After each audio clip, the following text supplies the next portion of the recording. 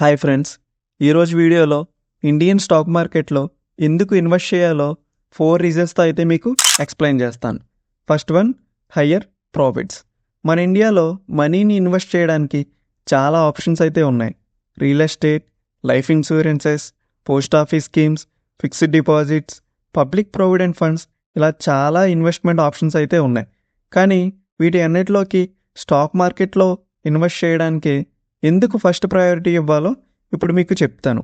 పైన చెప్పిన ఆప్షన్స్లో లాస్ట్ 10 ఇయర్స్గా వాటి యొక్క రిటర్న్స్ చూస్తే real estate around 7%, life insurances around 3.5%, మనం బ్యాంక్స్లో దాచుకునే ఫిక్స్డ్ డిపాజిట్స్ అరౌండ్ 6%, అలానే Indian stock markets around 12% returns అయితే లాస్ట్ 10 ఇయర్స్గా ఇచ్చాయి. వరల్డ్లోనే మేజర్ ఎకనామీగా చెప్పుకునే అమెరికా లాస్ట్ 10 ఇయర్స్లో స్టాక్ మార్కెట్లో అరౌండ్ 6% రిటర్న్ మాత్రమే ఇవ్వడం జరిగింది. సో ఇండియా కంటే 4% తక్కువ రిటర్న్ అయితే ఇచ్చింది.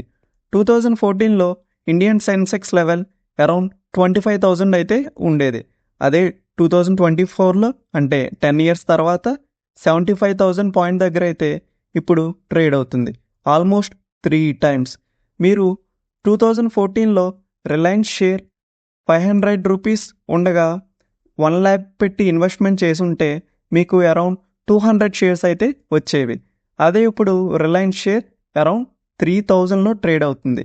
అదే 3,000 రూపీస్ మీకు ఉన్న 200 షేర్స్ తోటి మల్టిప్లై చేస్తే అరౌండ్ మీ దగ్గర 6 lakhs ఉండేవి. అంటే 2014లో మీరు రిలయన్స్ కంపెనీలో ఇన్వెస్ట్ చేసింది 1 lakh రూపీస్, 2024లో మీ దగ్గర ఉన్నది 6 lakh రూపీస్. అంటే 10 ఇయర్స్లో 5 lakhs రూపీస్ ప్రాఫిట్ అయితే మీకు వచ్చింది. Second reason, వర్సిటిలిటీ. ఈ వర్సిటిలిటీ అనే కాన్సెప్ట్ని ఒక చిన్న ఎగ్జాంపుల్తో అయితే ఎక్స్ప్లెయిన్ చేస్తాను. ఫర్ ఎగ్జాంపుల్, మీ దగ్గర ఒక 1 lakh రూపీస్ అయితే ఉన్నాయి అనుకోండి. ఆ 1 lakh రూపీస్ని మీరు రియల్ ఎస్టేట్లో ఇన్వెస్ట్ చేశారు. ఒకవేళ రియల్ ఎస్టేట్ కానీ డౌన్ అయితే మీరు మీ 1 lakh రూపీస్ని కోల్పోయే ఛాన్సెస్ చాలా ఎక్కువగా ఉంటాయి.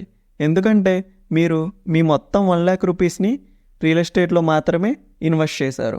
అదే 1 lakh రూపీస్ని స్టాక్ మార్కెట్లో ఇన్వెస్ట్ చేయాలి అనుకుంటే మీకు చాలా ఆప్షన్స్ అయితే అవైలబుల్గా ఉంటాయి.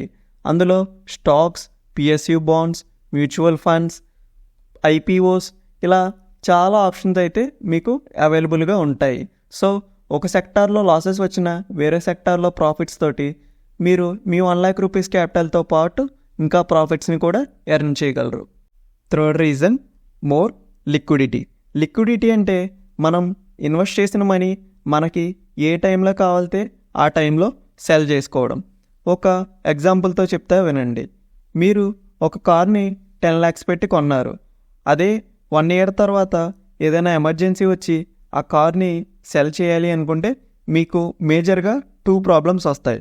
1, resale value, 2, customer availability. Resale value ఉంటే కస్టమర్ అవైలబుల్ ఉండడు, కస్టమర్ అవైలబుల్ ఉంటే రీసేల్ వాల్యూ ఉండదు. సో ఇక్కడ మీరు మీ మనీని లాస్ అవ్వడానికి చాలా ఛాన్సెస్ అయితే ఉంటాయి.